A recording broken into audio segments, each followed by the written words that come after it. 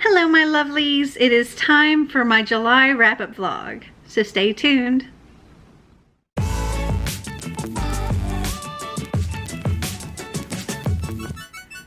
So it is currently July 2nd and I have completed one book. So yesterday on the 1st, I completed my reread of A Court of Wings and Ruin by Sarah J. Maas. I give this 5 stars. I thoroughly enjoyed it. This was, like I said, a reread for me. There's not really much I can tell you about this without, spoiling things, because this is like the, what was it, 3rd book, I think, in this series. And all I can tell you really is this is part of the A Court of Thorns and Roses series, and that is very loosely based on Beauty and the Beast. Very loosely based.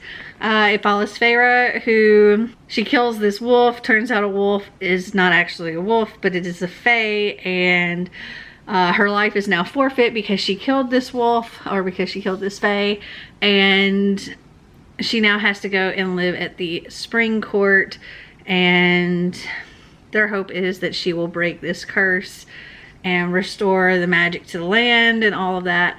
And it gets into so much more, and also can be quite smutty, and I love it. But yeah, 5 stars. Really enjoyed this. So it is Sunday, July 4th, and if you're wondering what's going on with my eye, I explained that in my first vlog of the month. I'll link that up here so you can go and check it out. But I just wanted to talk about the books that I have read, because I've actually read 3 more books. So on the 3rd, I completed Last Seen Leaving by Caleb Rurig. And this is a YA mystery, kind of a thriller, but mostly mystery. It's about a boy named Flynn whose girlfriend, January, has disappeared. And he is one of the prime suspects, and they're trying to figure out what happened to January, and eventually like bloody clothes turn up, things like that, but there's no body. And Flynn is also trying to get to the bottom of what happened. He's not telling the cops the whole story of what happened the last time he saw her, which was just a few days before she disappeared.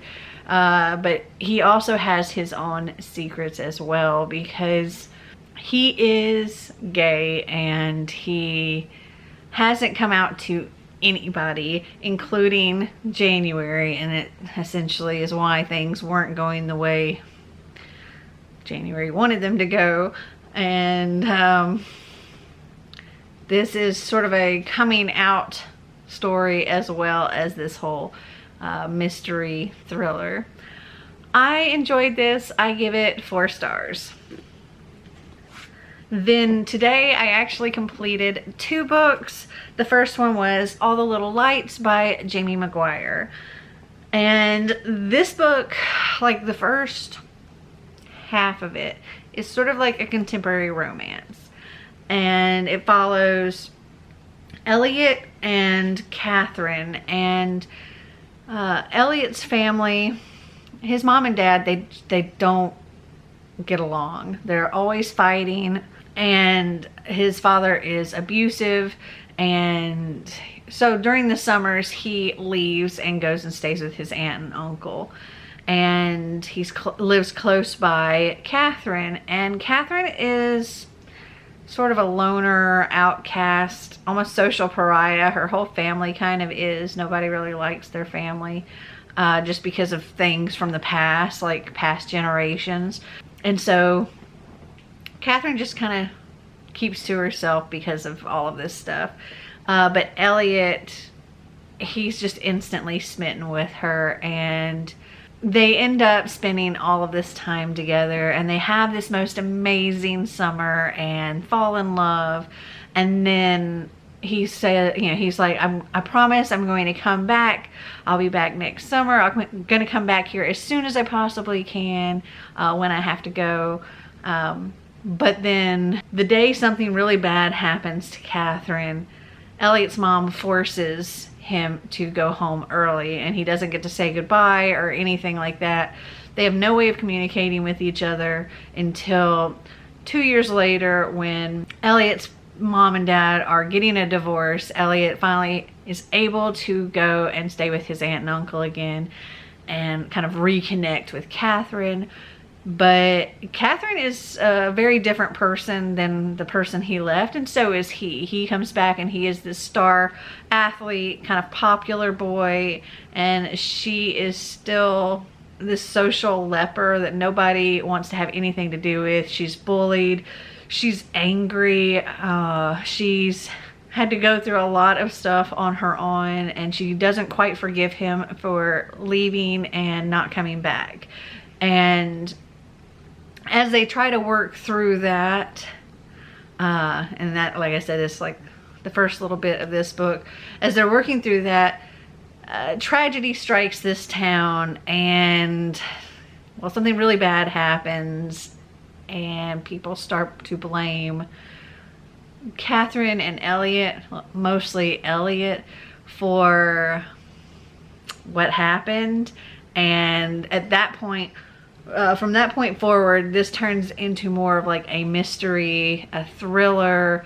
And there was a part that I was just like, oh my gosh, I did not see that coming. What the crap? Like, serious twist reveal kind of thing. And I'm just like, oh, I didn't see that coming. And I gave it 5 stars because it blew my mind. And oh my gosh, really, really good. I really enjoyed it. 5 stars. And then after that, I read Well Met by Jen DeLuca.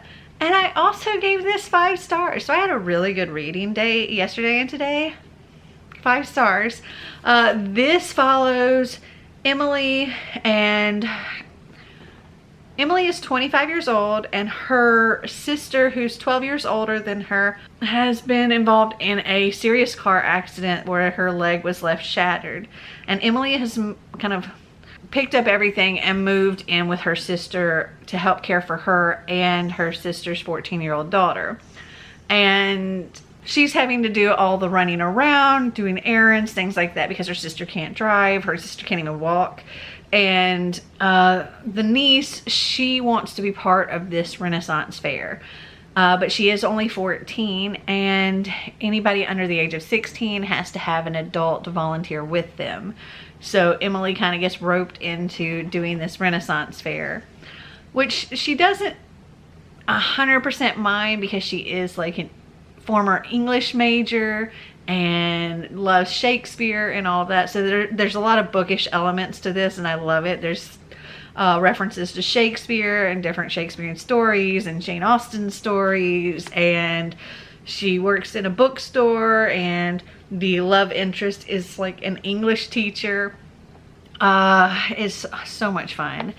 But she gets roped into working at this Renaissance fair, and Simon, our love interest here, he is an uptight English teacher who is very like, everything has to be perfect, and she's not taking this seriously enough, and yada yada yada. But then once they're in the Renaissance fair and he is in his Renaissance fair persona, costume, all of that, he is this pirate with all this swagger, and he flirts, and he's got the male eyeliner and all of that. And if you've ever watched the show Once Upon a Time, his persona for this Renaissance fair very much gives me Hook vibes, and I loved it. But he's like a flirt and all of this stuff with her during the Renaissance fair, but as soon as the day ends, he turns back into his cold self, and she's just like a roller coaster of emotions, and she's like, what is going on? And this is really good. I really, really enjoyed it. I flew through it, and I give it 5 stars. So it is July 6th and I have completed another 2 books. So the first book I completed, this was yesterday, I completed Bro Code by Kendall Ryan, and this is very, very, very, very, very smutty and I love it. This is an erotic romance. It follows Mitch, who goes home for a long weekend and he's staying with his best friend's family. They've been best friends since they were 6 years old, and he's now like 30. But his best friend's father is retiring, and he was always like a father figure to Mitch, so Mitch wanted to be there. And he's going to be staying in the parents' house. And it just so happens that the best friend's sister is also staying at the parents' house. He had a crush on her many years ago, back when she was in high school and he was a college kid, but he never pursued anything with that because of the bro code. You don't mess around with your best friend's sister. And he shows up there this weekend and it reignites that crush all over again. And she's had a crush on him ever since high school as well. But they both like are trying to resist this draw that they have to each other because of the best friend, the brother, and they don't do a very good job of that at all. And it gets very steamy very fast. And also there's this side story of, so her father is retiring and leaving this factory to her to run, and things are not going very well at this factory either, and she feels like she's kind of failing her father and very well may run this factory into the ground unintentionally. I really enjoyed this. I give it 4 stars. And then also yesterday I completed I Used to Have a Plan But Life Had Other Ideas by Alexandra Olenow. This is a super short book. It looks like this. It is about Alexandra and how she had a lot happen all at once. It says here, seemingly out of nowhere and all at once, I found myself with a broken marriage, an evaporating career, and a dying mom. And she ended up using like drawing to kind of become a coping mechanism. And she would draw her feelings and thoughts, and you know, be things like this. Sometimes things have to fall apart so they can fall together. Things like that. And this is broken up into 5 parts. So we have part 1, I didn't see that coming. Part 2, it's okay that you're not okay. Part 3, where'd I go? Part 4, the only way out is through. And part 5, I like it here, can I stay a while? And it's just the progression of, you know, her dealing with all of this stuff. And I really enjoyed it. I'm going to give this 3.75. This is actually a book for Xander. It was one that he wanted, and so we purchased it, and I just figured I'd read it because it was short. So 3.75, and I'm passing it on to him. So it is Monday, July 12th, and it's been a few days since I've checked in with you, but I have actually completed 4 more books. So on Wednesday the 7th, I completed A Stranger on the Beach by Michelle Campbell. And this is a bit of like a domestic thriller. It's definitely psychological. It's, well, it follows a woman, and in the very beginning, she discovers that her husband is having an affair, or that's what she believes is going on. And her husband tells her it's business with this woman, but there's definitely something shady going on there. And then he ends up telling his wife that he wants a divorce. And she kind of takes to a drinking bender and finds herself at the local bar and picks up the cute younger bartender, takes him home. They have a one-night stand. It's amazing. And then she wants to be done with it, and the bartender is now like in love with her and wants to take care of her and wants to be with her forever and all of that. And things get very, very strange because it goes back and forth between her perspective and the bartender's perspective. And after a little while, you're like, okay, somebody is delusional, because they're both saying what's going on, but they're seeing it very different ways. So she's seeing him as this crazy stalker guy, and he just won't leave her alone, and he's harassing her family and things like that.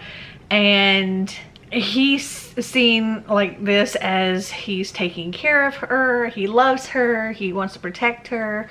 Her husband's up to something shady and he wants to help her, and that's what it's very,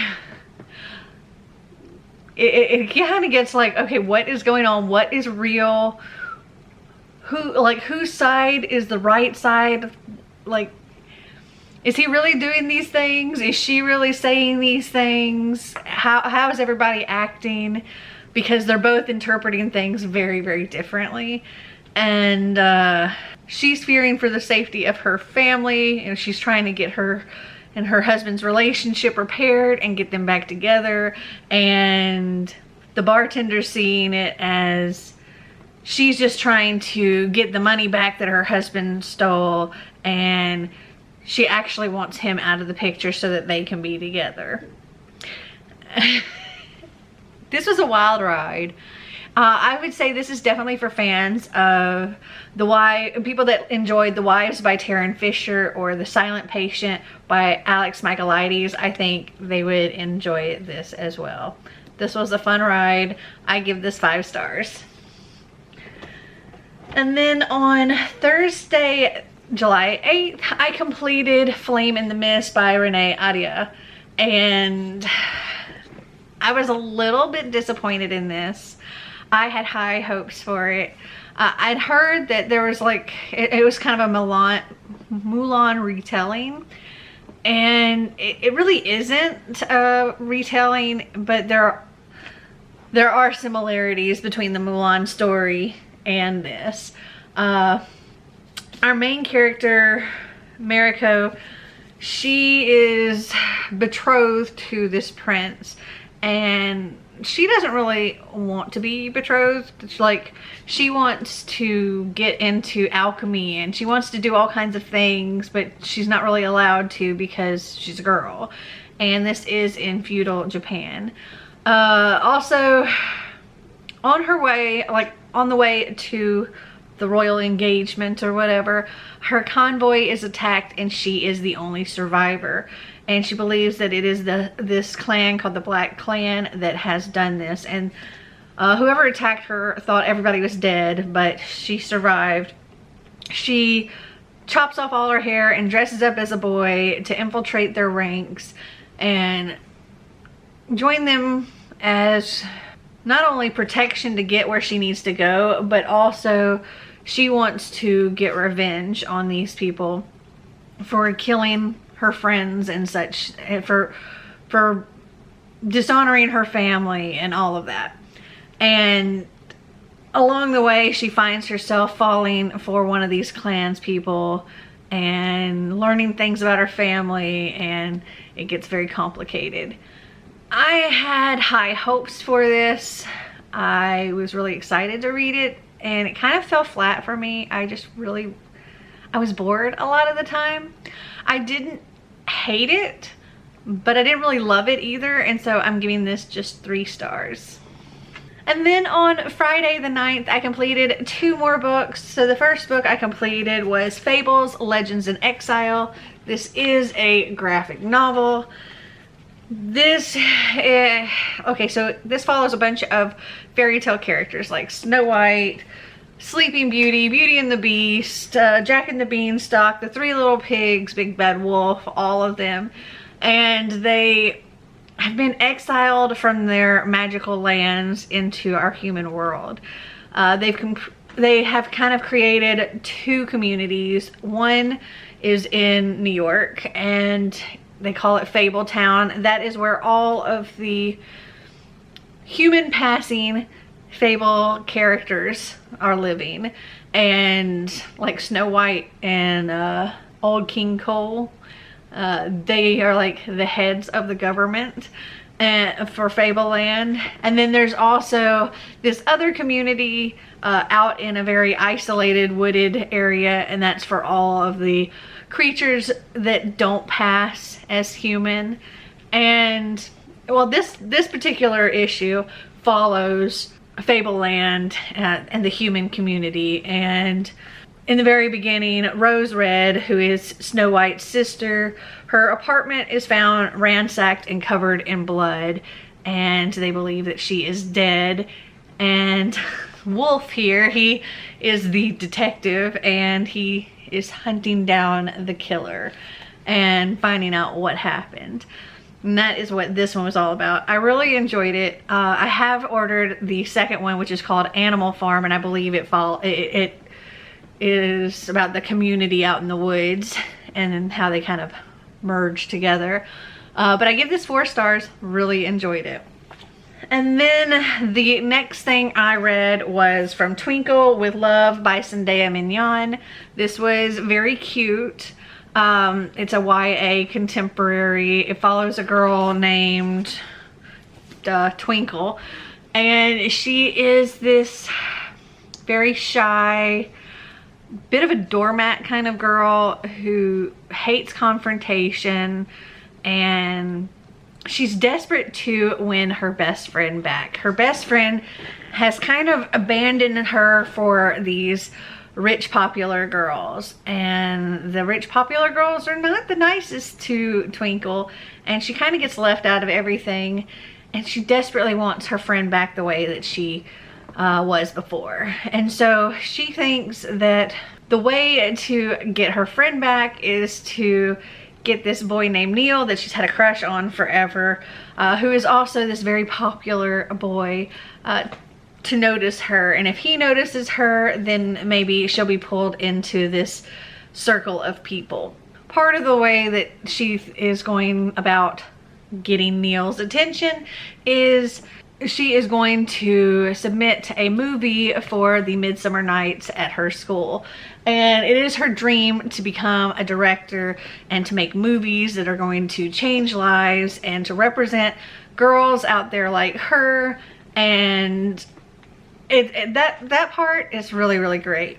But she kind of goes from one extreme to the other as far as being like, oh, and sorry, she also is using Neil's twin brother, who is more like the nerdy boy, to help her with this movie. And he's had a crush on Twinkle, and that's all very cute.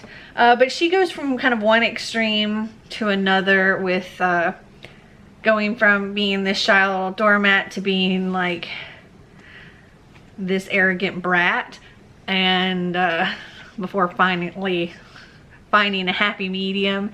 And there were definitely things that annoyed me about this, and about like her motivations and the route she took to do things. And yeah, in the end, I did enjoy it. It was fun, it was quick, but I'm going to give it 3.5 stars. It's not a book that I would read again. So it is Tuesday, July 13th, and I have completed 2 more books. So yesterday I finished Where Dreams Descend by Janella Angelis, and I'm gonna give this 3 stars. I didn't hate it, I didn't love it. I'm just kind of in the middle.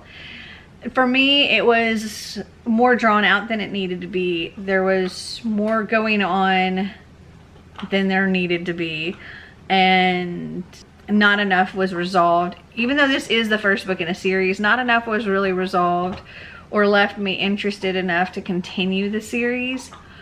This follows Kalia, who she was raised in this house called, I think it's Hellfire House, and She works as a magician in the evenings. They put on like a casino type thing, and she works as a magician, a showgirl type thing. And she just really wants to leave this place and go see the world, or at least just see other cities close by, but she's never allowed to leave. And the master of the house, he always tells her that she's not ready. Well, eventually she does find a way out, and she heads to this one city that she has always seen from the house and has always wanted to go but never could. And they are having this magician's competition called Spectacular, and it's sort of like almost like a circus competition, and she is determined to go and to compete, even though women don't typically get to do that kind of thing there. It was okay. Like I said, I think there were parts that were drawn out more than needed to be, and the author was trying to do too many different things that it was like, I got to like right here in the book, and there was only this much left, and I was like, there's so much that's been going on. There's no way that even part of it was going to get resolved. Like, there was new things starting to come up even here, and it just, I don't know. Like I said, there was too much trying to be done that couldn't have enough wrapped up at the end to make this first book satisfying, and it didn't leave me intrigued enough to read on into the second book. So yes, 3 stars, and I will not be continuing this series. And then I read a book that I loved, and I finished this yesterday as well. I read Heavy Vinyl, Riot on the Radio. This is a graphic novel. This is set in New Jersey in 1998. And our characters here, they are like 17 to the boss lady is 24. And this is the age range that I was in 1998. I was part of the year 17, part of the year 18. And there are so many references to the things that I know and like I knew and loved back then, like Buffy and Spice Girls and things like that. And this was so much fun. The record store is called Vinyl Destinations, and it's sort of a cover for what's going on under, and it is pretty much a teen girl or young adult girl vigilante fight club. And right now they're working on solving the disappearances of these bands. So bands have just been disappearing all over the place, and now they have this one band that was supposed to come and do like a fan meet and greet at their record store, and the band shows up but the lead singer doesn't, and they say that she has gone missing. And so the girls team up to solve this mystery and find out what happened to this lead singer and try to bring her home. And this was so much fun. I gave it 5 stars, and I've ordered the next one. Oh, I almost forgot to mention that this graphic novel series is also very, very queer, and I love it. There's a lot of different relationships going on in here, and also one character kind of trying to figure out their identity as well. Love it, love it, love it. So it is Saturday, July 17th, and I've completed 3 more books. So the first book that I completed was The Night She Disappeared by April Henry. This follows a girl named Gabby. Well, actually this follows multiple perspectives. Gabby works at a place called Pete's Pizza, and one night she switches with a girl named Kayla because Kayla has a date another night, so she wanted to take Gabby's place that night. And somebody calls in and orders these meat pizzas to be delivered to some address, and they ask if the girl that drives the Mini Cooper is the one delivering. And the person on the phone doesn't really respond to that. But when Kayla goes out to deliver these pizzas, she is abducted, and the person was trying to get Gabby, but they got Kayla instead. And the police and everybody else seems to be focusing on Kayla's ex-boyfriends and other people that Kayla knew, thinking that, you know, this person was after Kayla, and everybody, and Gabby keeps saying he wanted Gabby. And so she feels responsible, and she keeps thinking it should have been her that gotten kidnapped, and she feels terrible for Kayla, and everybody's worried about Kayla. And then people start thinking Kayla's dead, and Gabby's like, I feel like she's still alive, and I think we need to find her. You are focusing on the wrong people. You need to focus on who was trying to get me, and nobody is taking her seriously. And so she's determined to find out what happened to Kayla and save her if possible. This was really good. It was, you know, it's not the best thrillers in the world. However, these are fun, bite-sized thrillers. You can easily read them in one sitting. The audiobook for this is literally only 5 hours long. This is 229 pages. It's not like super dense. Fun, quick afternoon read. I definitely recommend them. I think these are great for like readathons and stuff because they're just so quick to consume. 4 stars. Then I completed Strong Female Protagonist by Brennan Lee Mulligan and Molly Ostertag. And this is a graphic novel. This is about a girl who, she developed superpowers as a 13, 14-year-old girl, and other people around the world developed superpowers, and some became supervillains, some became superheroes. And then one day she decides, you know what, we're really not doing anything to make the world a better place. I don't want to be this anymore. So she takes the mask off and reveals her identity and all of that. And then she's decided she's going to go to school and try to become something so that she can make a difference in the world. And I mean, sounds good and all, but there's not anything really about her going to school. There's nothing she actually does to make the world a better place, except convincing other superheroes and stuff to not really be superheroes and be like, I understand you, villain. I want to kill people too. I just, you know, I refrain.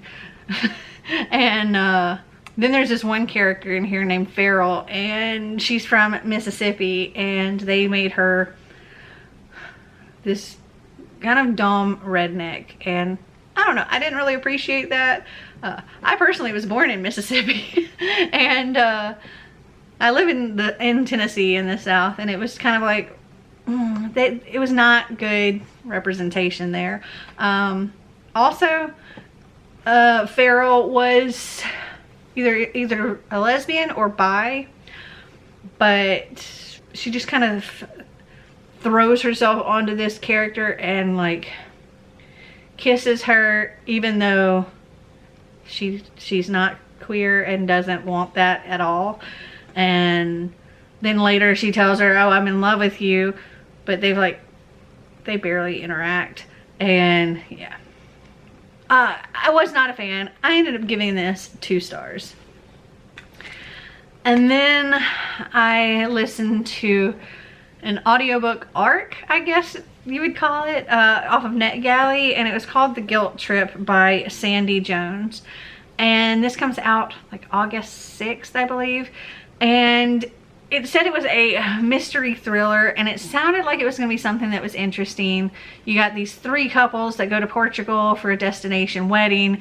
Secrets come out, people get hurt, whatever. And so I was intrigued, but literally almost the entire book was about so-and-so cheating on so-and-so. And like different people cheating on each other. And this kid might be somebody else. It like might be one of these other people's. And they're all cheating. Well, most of them are cheating or have cheated. And the mystery thriller part literally was just in the last like 40 minutes of the audiobook. At that point, yeah, somebody does, like people do get hurt. Somebody gets injured. Somebody gets killed. But I think that it might have been more interesting if that had happened like at the beginning, and then we started trying to figure out what happened and all the secrets started coming out throughout.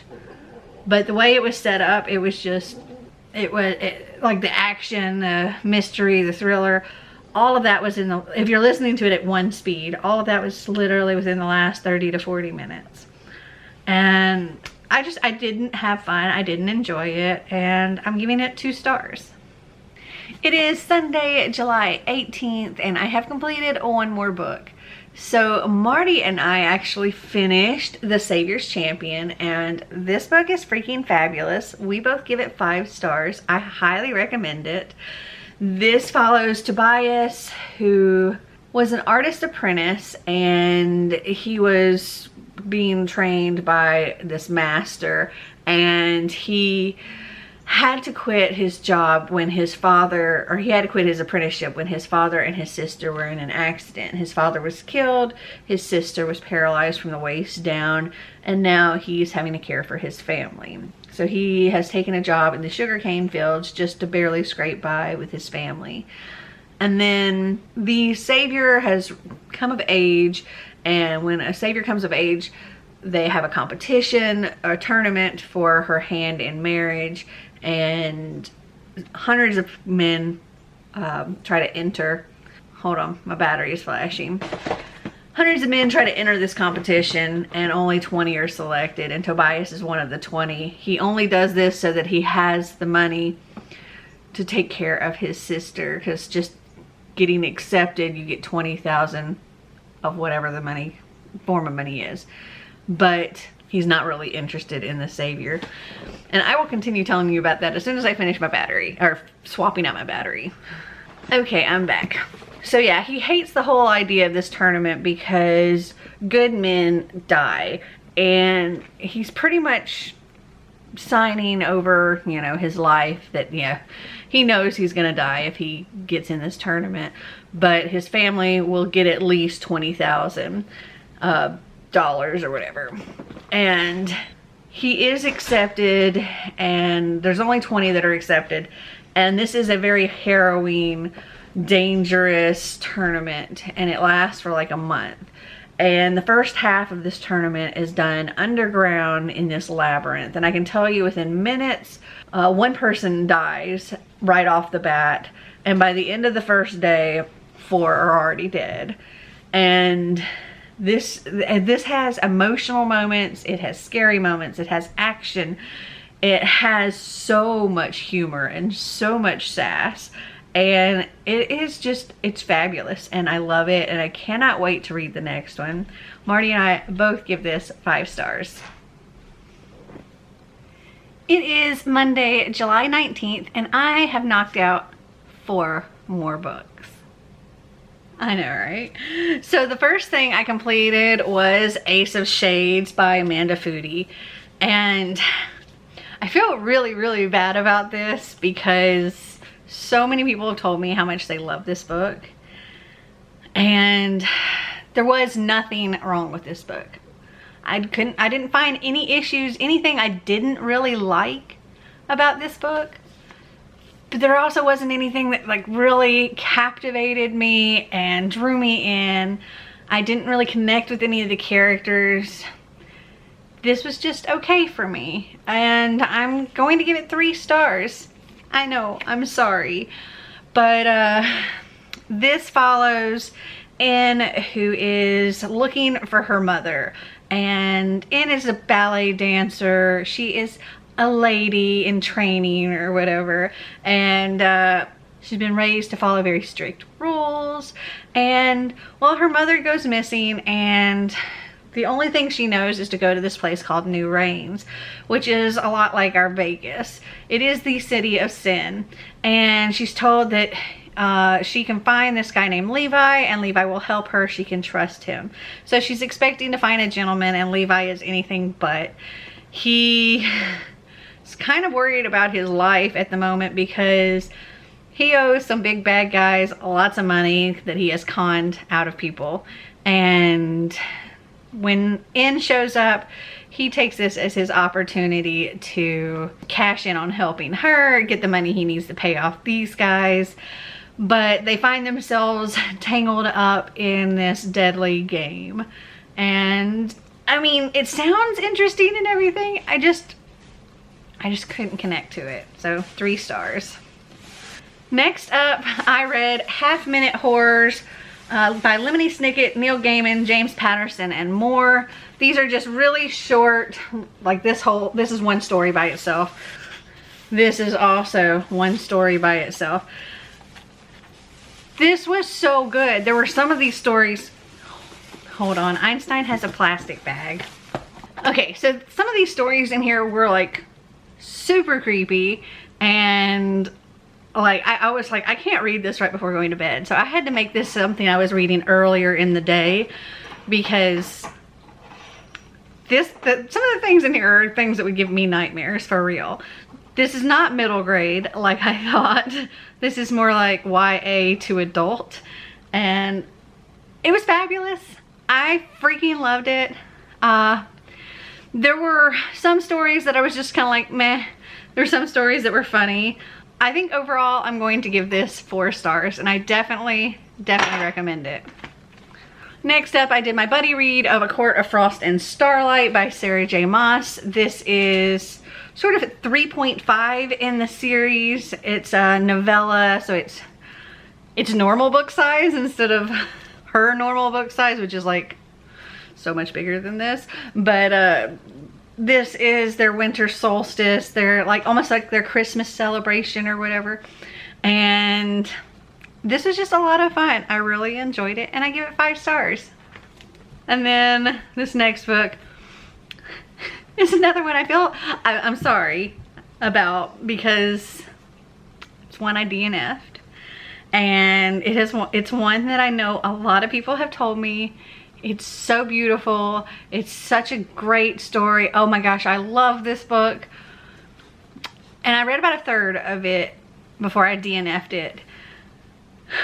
I already knew at that point it was not going to be a 4-star or higher for me, because the only books that get 4 stars for me are ones that I will read again, or I'm willing to read again. And this is not a book that I'm willing to read again, because I don't want to relive this scene, this one particular scene that I read, that I had the most violent reaction to a book I have ever had.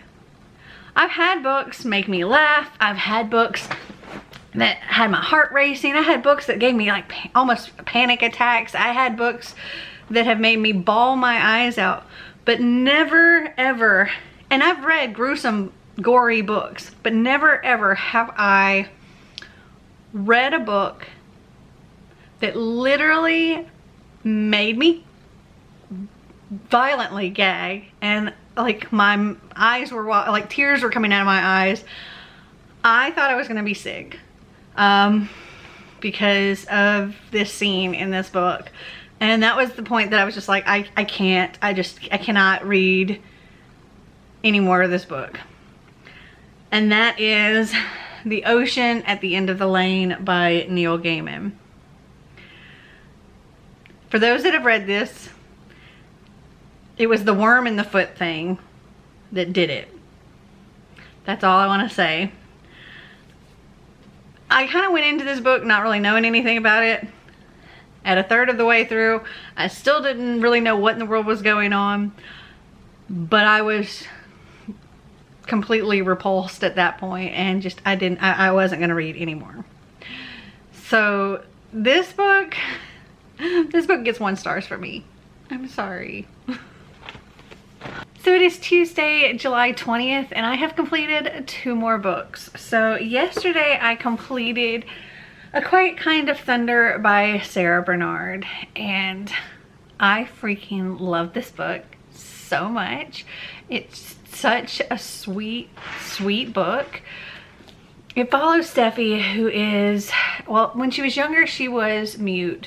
And then over the years, she got better. But then when she hit secondary school, she regressed quite a bit and became like a selective mute. And it was more so like because of severe social anxiety. And she wants to go to university in a couple of years, and her parents are not okay with this because they don't think that she will be okay on her own when she can't even talk in her regular school with her teachers and things like that. So they're kind of against that, against really her being on her own. And this is the start of a new school year. She is 16, going on 17 this school year, and she has now started taking medication for her anxiety. Her best friend, who's been with her and sort of been her interpreter since she was a small child, has now left her to go to college. And the very first day of school, instead of getting the normal pep talk that she's given every year by the principal or guidance counselor or whoever, instead they're in there waiting with a new boy to the school, and he is deaf and his name is Reese. And they asked Steffi to take Reese around and help him out, talk to him, whatever, because she's the only person in that school other than his interpreter that can speak British Sign Language. And even speaking with her hands is sort of a scary thing with Steffi, but it's an easier transition for her. And this is just so freaking, oh, I love it so much. And they're my marshmallows, and I just want to hug them. 5 stars. And then today I finished You Play the Girl on Playboy Bunny, Stepford Wives, Trainwrecks, and Other Mixed Messages by Karina Chicano. And this is a nonfiction about how women are portrayed in media, and also kind of some history on things. And I enjoyed it. My favorite part was this part where she was talking about Audrey Hepburn and how Audrey Hepburn was in real life versus the characters she played in the movies, where she played this very glamorous kind of, or just very feminine person in the movies, but in the real life she preferred dressing like a man and things like that. And it was very interesting. Now, the downside I would say to this book is that this really is about how straight white women are portrayed in media, and it doesn't look at all really into how women of color or women of other sexualities are portrayed. And I think I would have liked to have seen that some in here as well, but I did enjoy it, and I give it 3.5 stars. So it is Monday, July 26th, and I've completed one more book. I finished Hotel Dare by Terry Bloss and Claudia Aguirre. This is a graphic novel. It's set in Mexico. It follows these 3 kids and their grandmother. We have sort of a mixed family here. We have these 2 who are like blood siblings, and this one who has been adopted and has got some anger issues and stuff because she's been living in this orphanage, and now she's with them. And she's gotten into a fight at school about not looking like them, and somebody called this one queer, and she's like, well, I am queer, so no reason to hit them. But they've been sent to stay with their grandmother for the summer in Mexico at this hotel, where no guests actually stay, but they are going to help spruce up the place. And they've been told specifically to stay out of her office, which of course they immediately go into, and they find this creepy mask and a matching brooch, and messing around with those ends up opening portals to different worlds in the different rooms of the hotel, and adventures ensue, and it's a lot of fun. There's also a lot of talk about like accepting others that are different from you, and regardless of, you know, whether you're a different species, like different alien species, or different color, or, you know, found families, whether you're adopted or whatever, and, you know, loving the family that you do have and all of that. And it was really sweet. I enjoyed it a lot.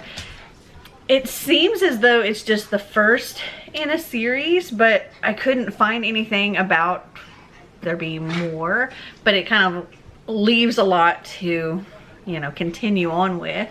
And this came out in 2019, so I don't know if it's going to continue or not, but for now I'm going to say I'll give this 4 stars, and I do hope it continues because I want to read more. So it is currently Sunday, August 1st, and I have completed 3 more books. So on July 27th, I actually completed 2.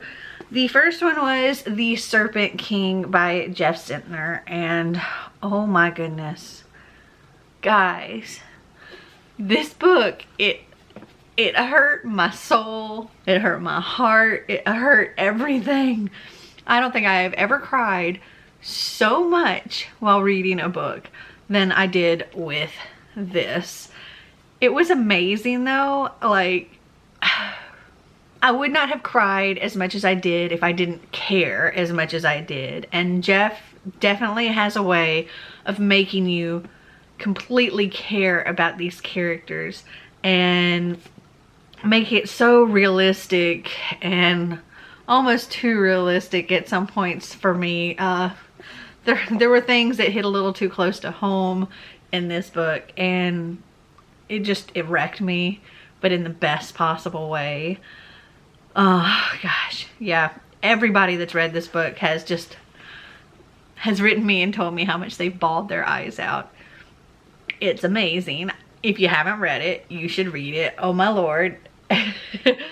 This is definitely a book I will reread in the future, though it'll take some time before I'm okay with rereading it, because I know that when I reread it, it's going to break me all over again.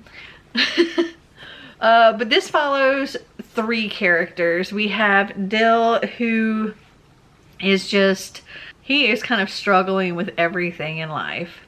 His father was a pastor of this science ministry church where they did some pretty wild stuff, like handling snakes, like rattlesnakes and copperheads, and they were drinking like diluted battery acid and cyanide, like, yeah.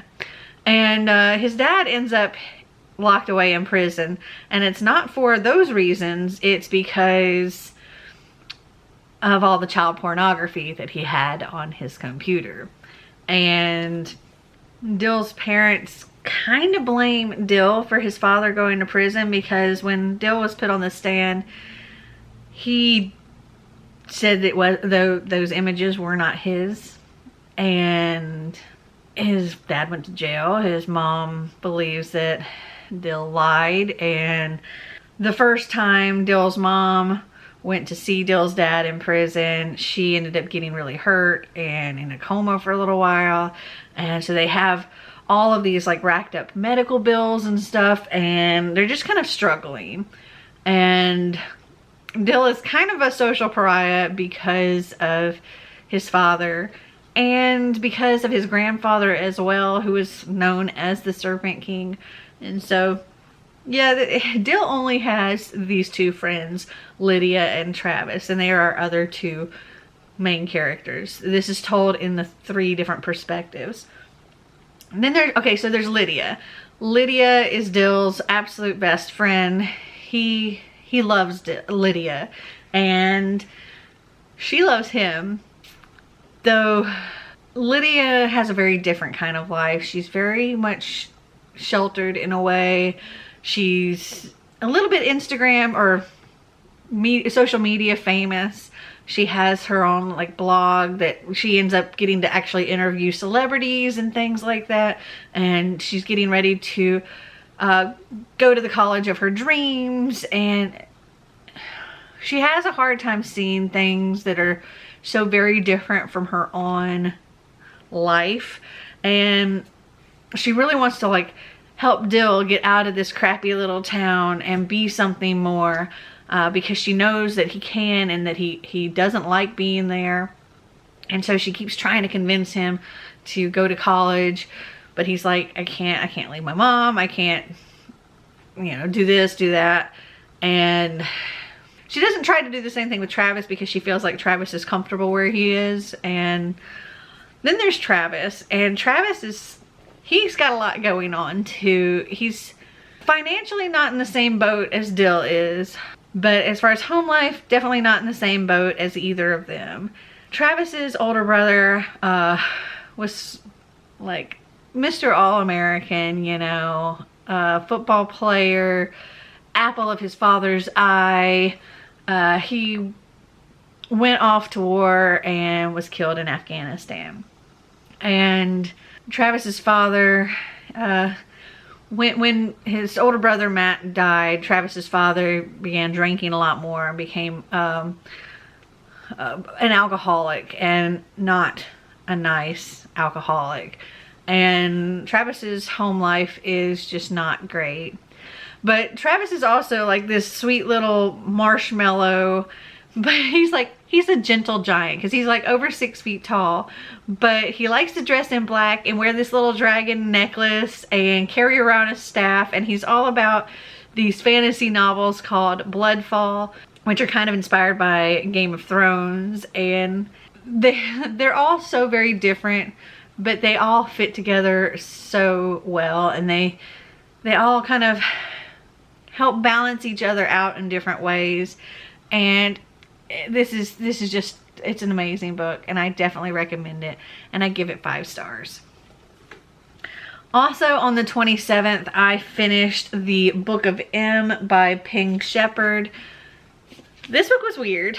This is sort of a sci-fi dystopian where something has happened. I think it started in India. Something has happened and people start losing their shadows. And not long after their shadow disappears, they start losing their memories, because apparently their memories are connected to their shadows, so they can't hold on to things once their shadow's gone. It starts out small, but the things that they forget gets bigger and bigger and bigger, to the point that they forget how to feed themselves. They forget how to breathe even. And, you know, people will starve to death or suffocate to death and things like that, just because they can't remember anything. They can't remember who they are, nothing. And this is told from multiple different perspectives, but like the overall storyline is we have this couple, Ori and his wife Max, and they're at this wedding when things start happening. And over time, everybody else ends up leaving, and they stay at this hotel or wherever where the wedding took place. And Max loses her shadow. And so Ori, he's the one that goes out and like finds food and things like that and brings it back. And they have sort of this thing to help them remember, like checking to make sure she remembers him and remembers herself. And they have certain rules set up so that if she does forget something, you know, there's the rules there that remind her not to do certain things or to do certain things. And one day he leaves to go get supplies, and he's gone a little longer than normal. And when he gets back, she's gone. And he's in a panic. He's blaming himself that he wasn't back soon enough and that she might have tried to find him or whatever. And so he goes out searching for her all over the country. And she has not fully forgotten. She has this tape recorder and she takes it with her, and she's kind of recording things to Ori as time goes on. And she's leaving before he sees her, you know, where she doesn't remember him or anything else. And along the way, she meets up with other shadowless, and they're all trying to get to New Orleans. And throughout it, we kind of like listen to her as she's gradually forgetting things, and like ways that these shadowless are trying to help each other remember things. And also other different people's perspectives that are going through different things in the world, and how kind of everybody gets tied together in the end. It was interesting, but it was weird. It definitely wasn't my kind of book. I'm gonna give this one 3 stars. And then on the 28th, I completed A Hunger Like No Other by Cressley Cole. And this was steamy and fun. This is a paranormal romance between a werewolf and a half vampire, half Valkyrie. So our main character, Emma, she was raised by her aunt's a coven of Valkyries, but she is half Valkyrie, half vampire. But she's also never fed on anybody. She's always used blood banks, and she's also very, very innocent, where like she's been very sheltered her entire life, never really going anywhere. She's never had any kind of relationship with any male. She's never like even held hands or kissed or anything like that. And she decides that she wants to go off and do college, and she also wants to go to Paris, where she can maybe learn a little bit more about her parents. And buried deep beneath Paris in the catacombs is this Scottish werewolf named Lachlan, who has been captured and tortured for the past 150 years. And one day, while deep in the catacombs, he smells his mate. And he manages to break free after much struggle and finds Emma, who is his mate. And he is not pleased about this because he hates vampires. He has killed thousands of vampires. That's sort of his role in life, is to eliminate the world from leeches.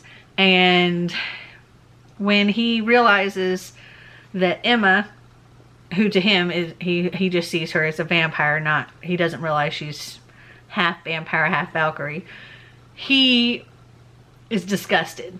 He is so angry, and he is not kind to her at all, but he knows he has to be with her before the full moon. Like, they have to do the deed. And well, because he is disgusted by the fact that she's a vampire and doesn't really want to have anything to do with her, but is drawn to her, he's not kind. She is not reciprocate. She does not take too kindly to him either, because he is so unkind to her, and because she has never been involved with a guy before, and he is almost trying to force himself on her. And I was a little concerned at the beginning that I thought he was going to do things. I was worried he was going to rape her, and that didn't happen, luckily. But he does do some things that she doesn't necessarily approve of, but she also makes him pay. She knocks the crap out of him. But this is sort of like a mix between like Outlander meets werewolf meets 50 Shades of Grey. It was fun. The 50 Shades of Grey was really more towards the beginning part. And then it was like a mated romance kind of thing. I give this 4 stars. It was a fun time. I definitely recommend checking it out. Okay, so let me turn this where you can see. All right. So these and these are all the books plus the NetGalley audiobook of The Guilt Trip by Sandy Jones. So all of these plus that audiobook, I think is all I've read this month. That is 26 books. Like, that's a lot.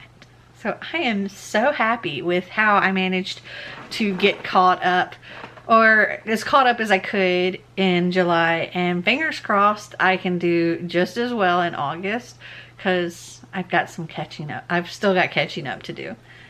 So have you guys read any of these books? Did you like them? Did you not? Comment down below and let me know. Well, I hope you guys enjoyed this video. If you did, give me a big thumbs up. If you'd like to see more videos like this, click that subscribe button down below. And until next time, remember to always be completely you. Bye!